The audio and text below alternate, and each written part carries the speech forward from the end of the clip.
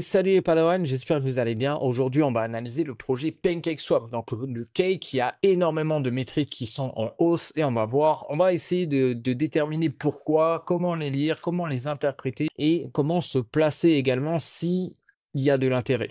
Donc, le but de cette chaîne, c'est vraiment de pouvoir vous amener à sortir gagnant de chaque bull market. Donc là, on va se concentrer sur le bull market de 2025 pouvoir sortir donc, de ce bull market gagnant et également de pouvoir prendre vos propres décisions d'achat, de vente, de sélection de crypto, peu importe, mais de plus avoir besoin de regarder YouTube pour prendre des décisions d'achat. Vous allez valider vos propres décisions et simplement de être souverain, en fait, intellectuellement et financièrement. Donc, c'est ça le but de cette chaîne. Donc, si vous ne me connaissez pas, moi, c'est Tweety, j'ai 31 ans. Ça fait plus de 8 ans que j'investis en crypto. J'ai connu Bitcoin à 900 dollars et Ethereum à moins de 50 dollars. Donc, j'ai analysé plus de 400 projets depuis 2017. J'ai accompagné plus de 3000 investisseurs et aujourd'hui, la plupart sont autonomes et rentables sur le marché. C'est-à-dire qu'ils n'ont plus besoin de moi. Ils m'ont dit, ciao, ciao, Tweety, j'ai plus besoin de toi. Et merci pour m'avoir transmis toute cette information. Donc, on va analyser le projet. Let's go, guys. Et si je te dis qu'en 15 minutes, tu peux apprendre à analyser un projet sur 5 piliers indispensables et que tu pourras te dire oui ou non, il a la place dans ton portefeuille, si oui ou non, il mérite que tu y places des billes, et si oui ou non, il mérite que tu y passes également du temps en seulement 15 minutes. C'est aujourd'hui ce que j'ai réussi à faire, en fait. Dès qu'on me parle d'un projet, je prends 15 minutes et je sais exactement ce qu'il en est. Bien sûr, ça fait 8 ans que je suis dans les cryptos, mais tu peux également y arriver parce que certains de mes clients y arrivent en 3, 6, 1 an. Ça dépend de l'intensité et de l'attention qu'ils vont y mettre, mais c'est largement possible. Donc imagine le temps que tu peux gagner au lieu de passer 2, 4, 5, 6 heures à te rendre compte qu'au final, le projet ne vaut pas la peine. Donc, le but de cette vidéo, c'est justement que dans les prochaines 15 minutes, tu puisses te faire une idée précise du projet Cake. Donc, on va aller voir le projet Cake. Comme tu vois, on est dans le grimoire du Jedi. Donc, j'ai rassemblé énormément d'analyses. Donc, tu peux les avoir. C'est totalement gratuit. Et tu peux, donc, du coup, juste cliquer sur le lien juste en dessous pour l'avoir gratuitement. Donc, on a l'analyse du Cake juste ici. Et on va voir donc la présentation du projet. Donc, aujourd'hui, on a un risque modéré dessus, une classification momentum. Donc, c'est-à-dire il y a potentiellement un momentum à aller jouer dessus. Et bon, il y a du risque. Moi, je le place en catégorie satellite 1. J'ai fait une vidéo complète là-dessus pour expliquer la classification et les catégories directement dans mon groupe School, donc les Crypto Padawan. Ça fait 3 ans que je l'ai et tu peux y accéder également gratuitement. Narratif, donc du coup, c'est un DEX sur le réseau BNB, donc la Binance Smart Chain. Année de lancement, c'était en 2020. Moi, je l'ai connu en 2020 parce qu'il y avait le DeFi Summer. C'était incroyable. Il y avait des rendements de dingue dessus, mais du coup, j'ai lâché en fait ce projet depuis. J'en avais en portefeuille, j'ai complètement tout vendu parce qu'il y avait beaucoup trop d'inflation en soi et intéressant de revenir le voir. Donc du coup, 5 ans plus tard, qu'est-ce qu'il en est? Donc par rapport à mes calculs, on a un score Jedi donc du coup de 67. On verra donc du coup le tableau qui est juste ici.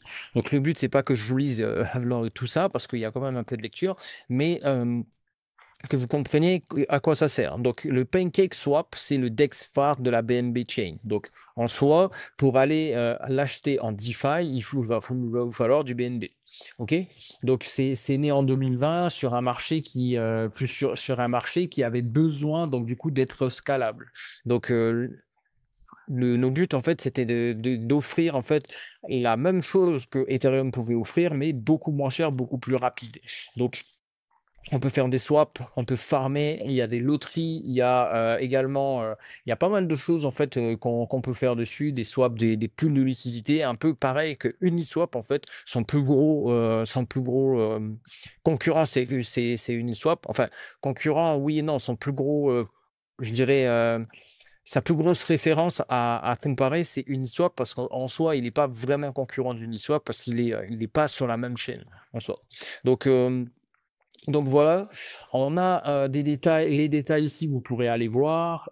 Ici, on a vraiment un 70 sur la roadmap. C'est vrai qu'ils sont vraiment, vraiment forts en termes de livraison client. Donc, ce qu'ils disent, ils le font et ils le font rapidement en plus. Donc, c'est vraiment le calendrier est respecté. Ça, c'est vraiment une bonne chose. Au niveau du développement de l'écosystème aussi, on a une TVL à 1,9 milliard. Donc, c'est vraiment, vraiment top en termes de, sur la BNB Chain, c'est la plus grosse TVL aujourd'hui et j'ai fait cette analyse la semaine dernière. J'avais filé déjà à mes clients la semaine dernière pour qu'ils puissent décider si oui ou non ils veulent se placer. Euh, Ici, des volumes, je ne sais pas si vous vous rendez compte, mais des volumes sur Q2 2025 de 529 milliards. 529 milliards, je le répète. Et il y a sur le Q3, donc on vient de passer en Q4, sur le Q3, il y a eu 742 milliards de volume sur un trimestre. C'est juste incroyable en termes de volume. Donc, c'est-à-dire, il y a énormément de personnes qui vont faire des échanges, des achats, des ventes, des swaps, peu importe. Et donc, du coup, ça génère du volume. Ce volume-là, bah, du coup, PancakeSwap va capter une partie de fees dessus. Donc, il va pouvoir se rémunérer et rémunérer les développeurs qui travaillent sur cette plateforme. Donc, c'est ultra important qu'il y ait du volume. Sur un DEX, le nerf de la guerre d'un DEX, c'est du volume. Il faut du volume. Comme ça, eux, ils captent des fees sur ce volume-là. 143 millions d'utilisateurs cumulés, c'est multi-chain et c'est multi-chain et c'est voilà, multi-chain actif, faible, TVL, BSC en retrait global. Donc effectivement, on a sur la globalité de la TVL, donc on a un retrait de moins 13%. Mais en soi, qu'est-ce que ça veut dire que pour moi, ça veut dire que il est résilient. En soi, on a vu des TVL de beaucoup de projets être plus à moins 50, moins 60%. Regardez la TVL de Avax, regardez la TVL de GLD, c'est plus dans ces eaux-là. Aujourd'hui, on est à du moins 13 sur du cake. Donc, c'est vraiment top. Au niveau de la performance du jeton, on avait un ATH à 43,96 en avril 2022. Aujourd'hui, on est à 2,80. Donc, c'est pour ça qu'on a un 60. Donc, on a une performance du jeton qui est mauvaise en soi, qui a pris moins 93%. Nous qui je dirais, bah, du coup, c'est une opportunité pour nous. Si on veut se placer à des prix qui sont bas, et pouvoir avoir une potentielle valorisation du capital placé, bah, du coup, c'est pas demain en soi qu'il va falloir se placer quand il sera à 10, voire 15 dollars. Et quand tout le monde voudra, quand il y aura la hype dessus, il y a déjà potentiellement une hype, mais parce que pas grand monde n'en parle en soi. Donc pour un retour à l'ATH, il faudrait un fois 15,6 sur le market cap. Et aujourd'hui, on a un ratio market cap divisé par TVL à 0,5. Donc, je ne vais pas trop m'attarder là-dessus, mais en soi, un market cap sur TVL, ça veut dire quoi? Ça veut dire que ici, si on a une grosse TVL, ben on va être on va être plus proche des zéros. Donc c'est une bonne chose. Une TVL, c'est la confiance des utilisateurs. Le market cap, c'est ce que le marché va pricer pour ce projet-là. Donc ça, c'est l'estimation du marché et la TVL, c'est l'estimation de la confiance. C'est même pas une estimation, c'est ce que les utilisateurs vont être capables de poser sur le protocole, de par le fait qu'ils vont avoir plus d'intérêt à laisser leur argent chez PancakeSwap parce qu'ils vont générer des revenus plutôt que de le garder chez eux. Ok? Il y a un ratio en fait market cap TVL qui est à 0,5, c'est juste, enfin, c'est une bonne chose. Donc c'est une sous-évaluation relative. Mais ça nécessite donc du coup une croissance au niveau de l'usage du jeton, bien sûr. Donc là, ici, on a également quelque chose qui est ultra intéressant au niveau du cake, c'est qu'ils ont mis en place donc du coup une capture directe des holders. Et ça j'ai vérifié, j'ai oublié de l'enlever, c'est faux. Il y a des dividendes enfin, il y a du revenu sharing. C'est bon, j'espère que je ne parle pas trop chinois. Je vais essayer vulgariser tout ça. Mais en soi, du revenu sharing, c'est tout simplement, comme je disais, bah, par rapport au volume, la plateforme va capter des fees et ces fees vont pouvoir donc aller dans la trésorerie et bah, participer au développement de l'écosystème de PancakeSwap. Et une partie du coup de ces fees, imaginons, on va prendre des chiffres, mais imaginons qu'ils ont fait du coup 100 millions ce mois-ci, bah, une partie de ces fees peuvent être redistribuées à des holders, aux holders, donc du coup du jeton Cake. Donc en général, c'est entre 5 à 10%, ça dépend, ça dépend de comment c'est fait. Et donc, du coup, de 5 à 10%, si tu es un holder de Cake, bah, du coup, tu vas avoir une rétribution au prorata de ce que tu auras posé. Ça, faut pas, en crypto, on dit pas comme ça, mais en soi, c'est du revenu trading. Un peu des dividendes pour mon bourse. Mais pour l'instant, c'est pas encore acté qu'on puisse le faire comme ça. Et d'ailleurs, il y a vraiment un gros narratif autour du fee sharing. Regardez la vidéo de Asher. J'ai même fait une vidéo dessus, mais si vous voulez regarder la vidéo de Asher, ce qui s'appelle le fee switch. Voilà, fee switch. Je la mettrai en description si vous voulez aller cliquer directement là, sur la vidéo de HR. Voilà. Donc, on a vraiment des bons métriques à ce niveau-là. Et technologiquement, on a des contrats qui sont audités par Certic, par des gros, par des gros certificateurs, aucun hack de trésorerie. Et on a un bridge qui est opérationnel et on a vraiment un truc qui est solide au niveau de la tech. Donc là, le support technologique, le software, en fait, il est vraiment bah, solide. Donc ça amène de la confiance et c'est une très bonne chose. Je vous laisserai lire tout ça. J'ai même fait une analyse SWOT en fait dessus. Et on a donc du coup ici la conclusion et moi mon avis. Donc j'ai mis mon avis ici.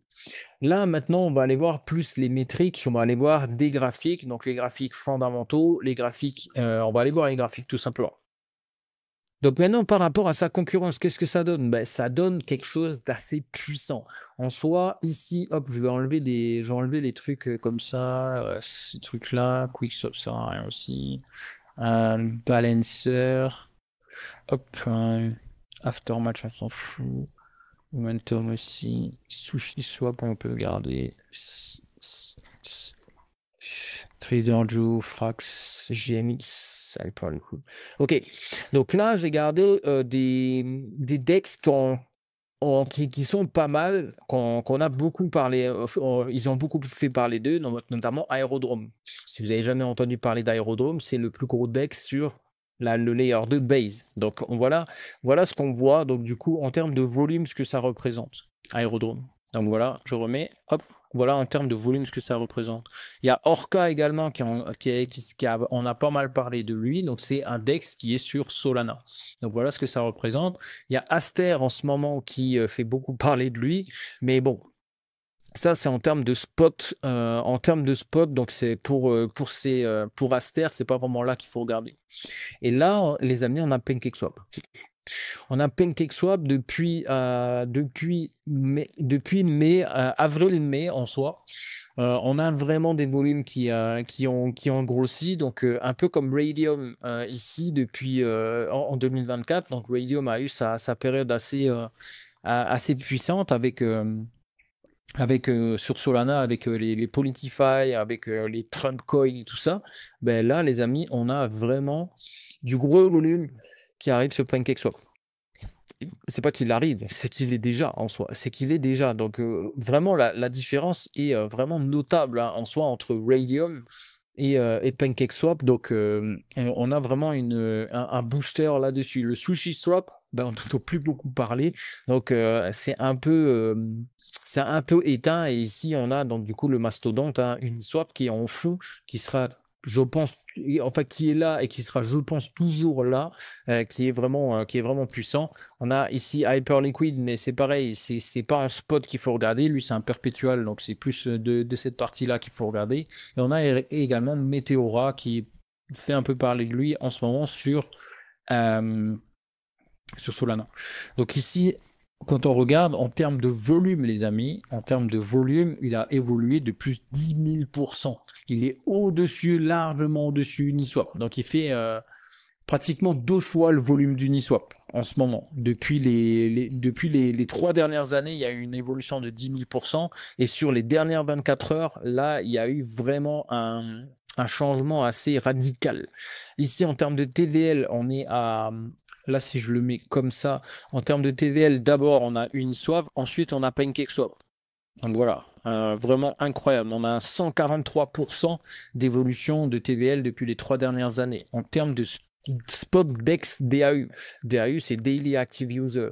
Donc c'est les utilisateurs actifs journaliers. Donc ici, on a 65 000 utilisateurs journaliers. Donc 574 d'évolution depuis les 3 dernières années. En termes de fees également, 1000 balles toutes les 24 heures. Là. 1000 balles toutes les 24 heures, c'est pas énorme en soi, mais il y a une évolution également. Donc ce qui nous intéresse, c'est pas seulement le chiffre, mais de savoir la croissance également que ça a depuis les 3 dernières années. Parce que imaginons que ici, ça soit 1 million, mais qu'au final, sur les 3 dernières années, il générait 10 millions. Bah, du coup, la croissance, elle n'y est pas. Donc le chiffre, il est cool, mais en fait, il n'est pas bon. Donc ce qui nous intéresse également, c'est la croissance. Donc là, il y a vraiment une croissance incroyable. Donc, vous voyez bien que, en soi, PancakeSwap a du potentiel et en ce moment est en train de, ce potentiel-là est en train de se révéler. A contrario, ben, on voit également les trucs qui ont des hypes en ce moment, bah, par exemple Orca.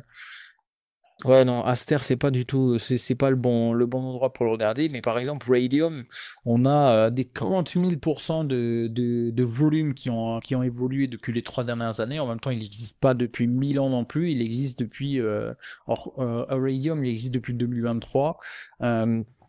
Donc c'est vraiment important d'aller vérifier la data, pas juste regarder des vidéos YouTube, pas juste regarder des posts sur Twitter, mais aller chercher la data. Et moi, je vous conseille vraiment Artemis. Artemis, c'est vraiment un bon site pour ça. Tac, Artemis qui est juste là. Donc vraiment, vraiment puissant là-dessus. Maintenant, allons voir bah, du coup le projet PancakeSwap en lui-même. Hop. Ah ouais, donc vraiment top. Là, je clique donc du coup sur Metrics et là, on a des métriques qui sont clés, hein, vraiment.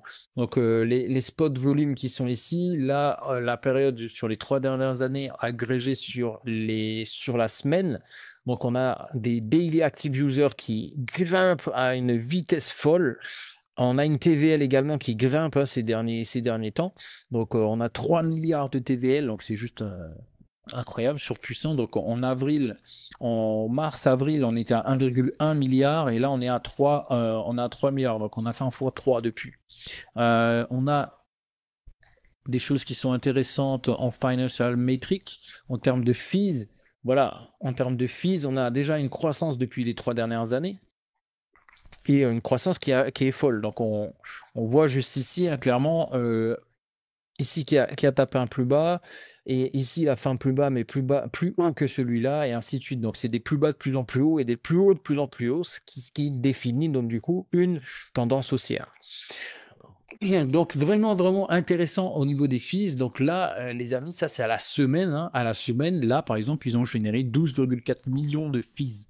Maintenant, encore une fois, c'est comme une, c'est comme une entreprise. Tu peux faire 12 millions de CA, mais derrière, si ton crame 11,8, il va te rester que 200 000. Donc, ce qui est intéressant de voir, ben, c'est vraiment le earning en fait qu'il y a derrière. Regardez. Donc, du coup, sur la même période, ici, on était le 15 septembre. Donc ici, pareil, le 15 septembre, donc du coup, sur les 12,4 millions captés, ils ont donc du coup gagné en net trésorerie, on va dire, 3,6 millions. Donc, c'est vraiment, vraiment une bonne chose. Donc, ici, on a des earnings qui augmentent de façon exponentielle, hein, vraiment. Ici, on a vraiment le graphique d'une entreprise. Donc, on va appeler ça l'EBITDA. C'est même pas qu'on va l'appeler, c'est ça en soi. C'est l'EBITDA, en fait, c'est la c'est la soustraction en fait, donc du coup du CA moins les dépenses, et donc du coup on a un EBITDA. Et l'EBITDA peut être représenté du coup en crypto par le earning. Donc le earning, on a ici un EBITDA de 3,6 millions. C'est une entreprise qui, selon moi, est rentable et qui scale. Il n'y a pas que ça, qui scale. Voilà, donc c'est juste incroyable, hein. Ici, en termes de earning, on a vraiment juste incroyable en soi. Donc clairement, voilà, c'est vraiment juste incroyable. Les fees, on a quoi? Un passive revenu, ouais, non. Les revenus qui sont également, bon, c'est la même chose que les fees en soi. Euh, enfin, un peu le même graphique.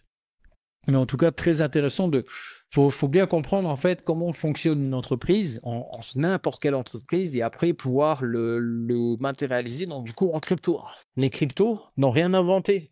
Je le dis, hein, mais les cryptos n'ont rien inventé. Il suffit, ils ont pris le meilleur de ce qui existait dans le Web 2 et ils l'ont reproduit dans le Web 3, mais de façon plus transparente. Tu vois, par exemple, là, il y a certaines données économiques qu'on peut avoir sur les entreprises que certaines on ne peut pas avoir chez les entreprises. Par exemple, BlackRock, je ne suis pas sûr qu'on peut avoir les données économiques de façon aussi transparente de ce qu'ils font de leurs dépenses, des achats et ainsi de suite.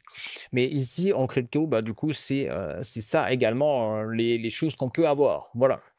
Donc voilà pour les graphiques, donc du coup le fondamental, hein, je vous laisserai encore aller faire vos propres recherches, mais c'est très très intéressant de voir donc du coup qu'est-ce qu'on a vu. On a vu les métriques par rapport à sa concurrence et on a vu également les métriques, les métriques individuelles. Donc il y a énormément de métriques hein, en soi, voilà.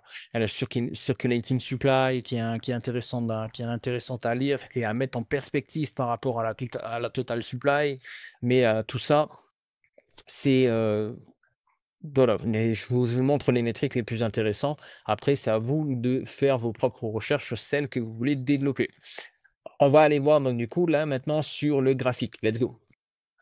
Donc sur le graphique, donc au niveau du prix, on a totalement l'inverse de tout ce qu'on a vu jusqu'à aujourd'hui, enfin jusqu'à aujourd'hui, de tout ce qu'on a vu jusqu'avant. C'est-à-dire qu'on a un graphique qui est complètement l'inverse par rapport à la TVL, par rapport au fees, par rapport également au cash généré. Donc la question, c'est de se demander pourquoi. Déjà, d'une, pourquoi? La réponse la plus logique que j'ai, c'est que bah, pendant un long moment, donc c'est-à-dire pendant ce moment-là, de là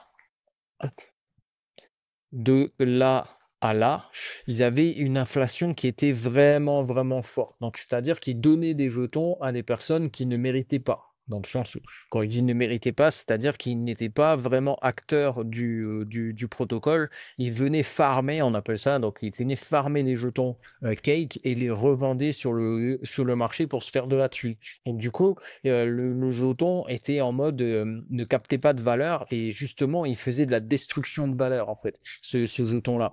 Et je pense que pendant longtemps, en fait, les gens se sont habitués. Il y a énormément de gens qui ont perdu de l'argent à cause de Cake. Pas vraiment du protocole, mais du jeton Cake qui a subi du moins l'inflation, qui n'ont pas vu venir. Et donc, du coup, il y en a beaucoup qui ont abandonné ce projet. Cependant, maintenant, avec les métriques il y a des super métriques et on voit que du coup, depuis 2023, il nous a fait des hausses assez significatives. Ici, il nous fait un x4 pratiquement un x5. Ici, il nous refait un x4 et ici, il nous refait pratiquement un x3. Donc, et donc il y a des hausses, hein. Il est sorti 1, 2 et 3 fois de ce range-là, mais avec un momentum acheteur de moins en moins puissant en soi. Mais également, ce qu'on voit, c'est qu'à chaque fois qu'il a touché cette zone basse, donc ici et là, il a rebondi assez fort, hein. Donc clairement, c'est plutôt intéressant de pouvoir du coup se positionner dans ce carré vert. Encore une fois, aucun conseil en investissement, c'est juste que je lis le graphique. Je lis le graphique par rapport à ses points bas, à ses points hauts. D'ailleurs, faisons donc du coup 5 points hauts. Hop, je vais mettre l'aimant. Donc son point haut qui est là à 44 278 et son point le plus bas qui est là, du coup à 1,50 $. Donc entre les deux, on a quelque chose on a une amplitude assez forte, hein, clairement. Et moi, ce qui va m'intéresser, c'est de tracer un pivot entre les deux, du bas en haut. Hop, voilà. Et de voir la zone des 0,50. Donc ici, on a une zone des 0,50 qui est venue chercher déjà une fois, qui a été rejetée, et pour l'instant, on est clairement beaucoup plus bas. Et aujourd'hui, ce qui m'intéresse aussi, c'est de voir le risque reward. Donc, je vais vous expliquer ça juste après. Donc là, on le met à son plus bas, et là, on va le mettre déjà à cette zone-là des 0,50. Donc ici, on a un risque reward de 13,64. Ça veut dire quoi? Ça veut dire que du coup, ça est très visuel. En fait, au final, le vert, c'est ce qu'on peut gagner, le rouge, c'est ce qu'on peut perdre. Donc si on se place ici au milieu, voilà le risque qu'on prend et voilà le gain potentiel qu'on peut avoir. Si on se place, si moi je me place sur le minimum que j'irai le minimum que j'irai chercher, c'est ce prix-là. Donc du coup les 22,7.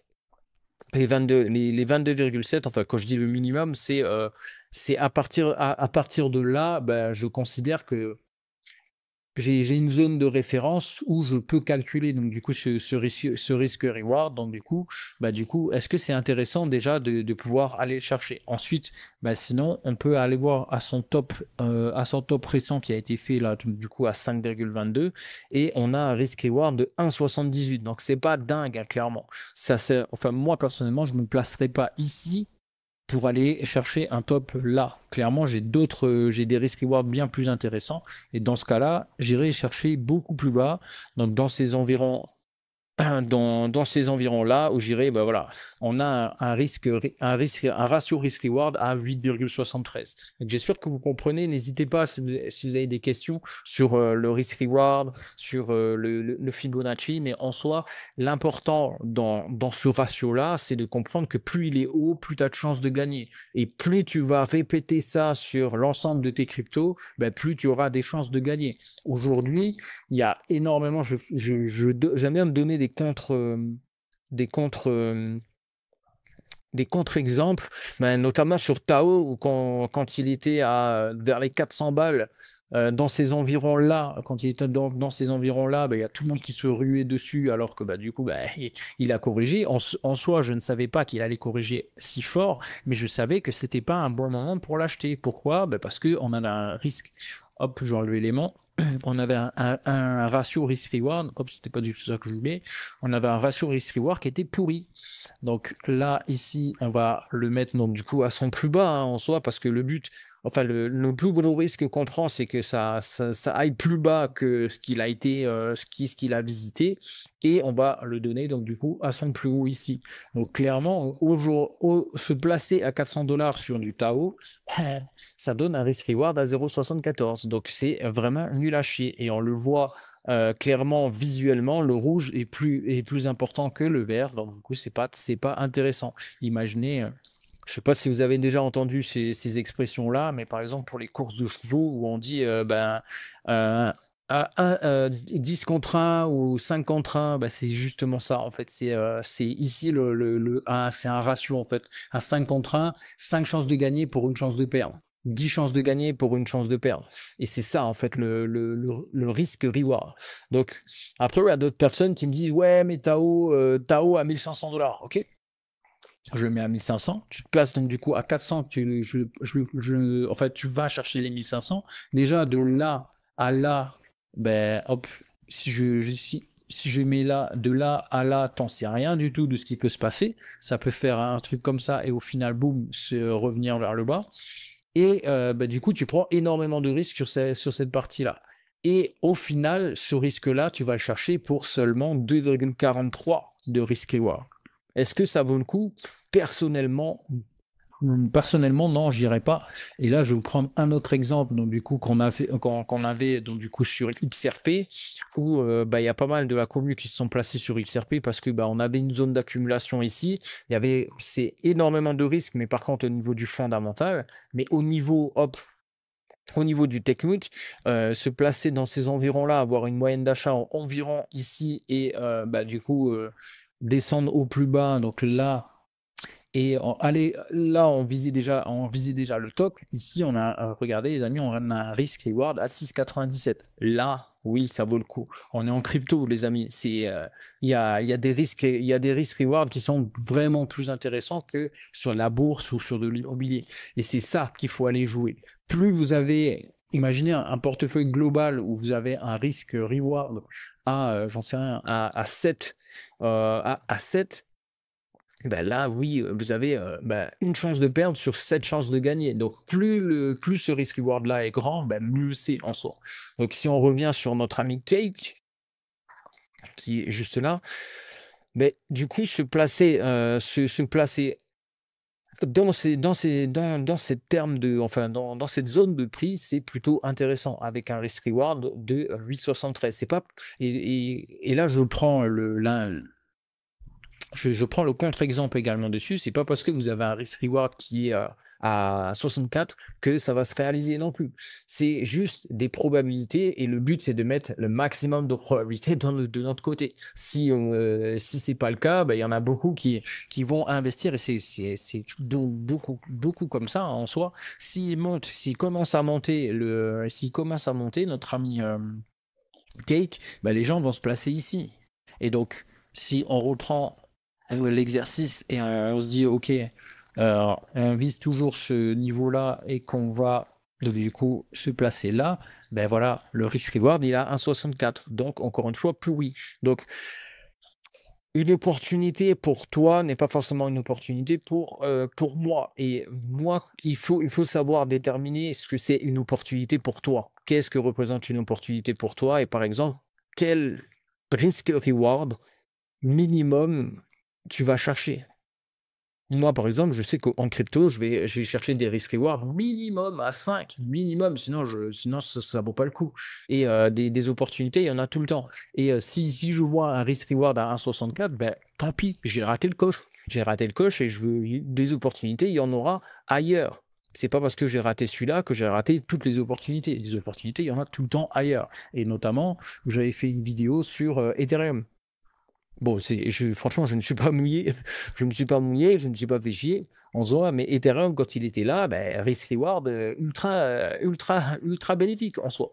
Hop, hein, si on prend véritablement les chiffres en soi, hop, on met à son plus bas, là je vais mettre son plus bas qu'il a touché en 2022, et du coup, aller chercher son top, voilà, risk-reward à 5,12.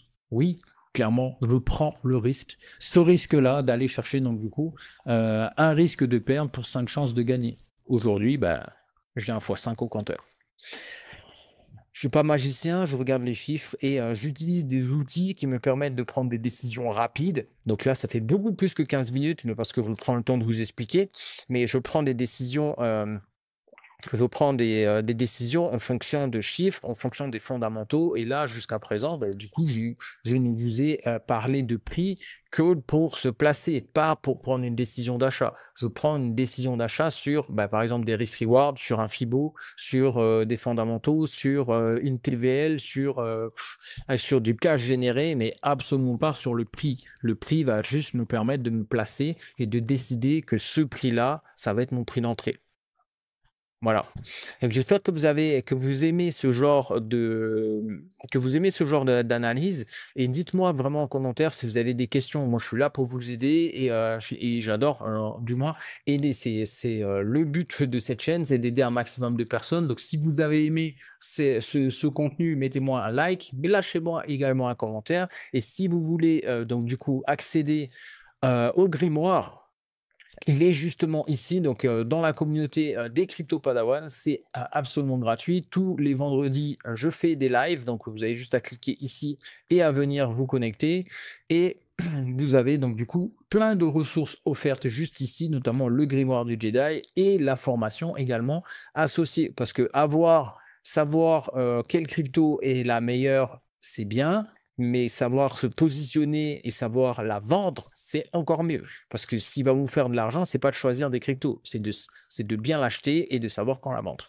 Donc ici, il y a une formation complète que j'ai refaite cet été avec donc du coup 3 sprints pour investir, gagner en clarté et mettre en place ta première nourrice financière pour générer, donc du coup encaisser tes premiers revenus passifs dès la semaine prochaine. Si tu es intéressé, c'est gratuit, le lien est dans ma bio, en description. Allez, ciao, ciao.